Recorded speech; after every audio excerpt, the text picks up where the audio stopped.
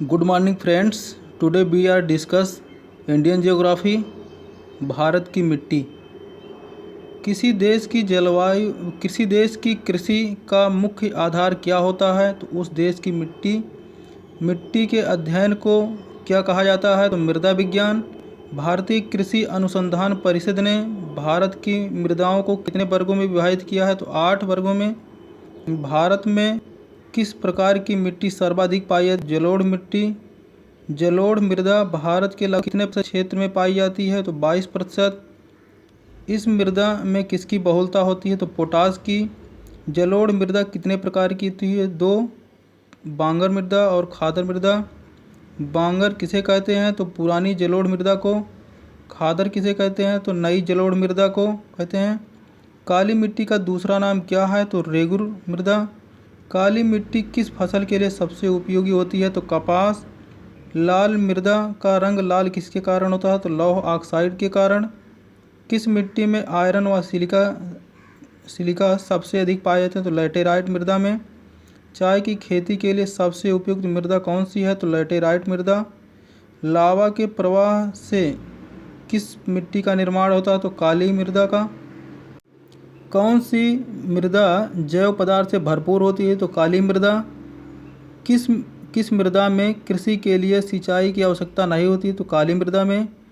किस मिट्टी का निर्माण बेसाल्ट चट्टानों के विखंडन से होता है? तो काली मृदा।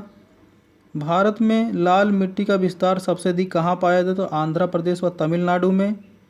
किस मिट्टी में लोहे और एल्युमिनियम के कण पाए जाते हैं? तो लैटेराइट मृदा में। धान की खेती के लिए कौन सी मिट्टी उपयुक्त होती है? दोमट मिट्टी।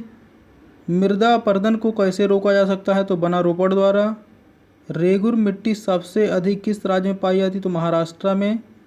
किस प्रकार की मिट्टी में जिप्सम का प्रयोग करके उसे उपजाऊ बनाया जा सकता है? तो अम्लीय मृदा को। किस प्रकार की मिट्टी में कार्बनिक पदार्थों की अधिकता होती है? तो काली मृदा में। भारत के किस राज्य में अंतर्देशीय लवण आर्द्र भूमि अधिक है? तो राजस्थान में। लैटेराइट मिट्टी को अन्य किस नाम से जाना जाता है? तो मुखरैल मृदा। लैटेराइट मिट्टी सबसे अधिक कहाँ पाई जाती है? मालाबार प्रदेशों में। ग्रेनाइट और नेइस चट्टानों के द्वारा मिट्टी का निर्माण होता है। तो लाल मृदा। किस प्रकार की मिट्टी में सबसे अधिक उर्वरक की आवश्यकता होती है? तो जलोढ़ मृदा में सबसे कम। भारत के उत्तरी मैदानों में किस प्रकार की मिट्टी पाई जाती है? तो जलोढ़ मृदा। किस मिट्टी का प्रायद्वीपीय भारत में सर्वाधिक क्षेत्र है? तो काली मृदा। गंगा में जलोढ़ मृदा भूमि की सतह से लगभग कितने नीचे पाई जाती है? तो 600 मीटर। लेटेराइट मिट्टी के निर्माण में उत्तरदायी कौन है? तो अपक्षालन एवं इसका क्रिया। कौन सी मिट्टी सूख जाने पर, कठोर एवं गीली हो जाने पर एकदम लूज हो जाती है, चिपचिपी?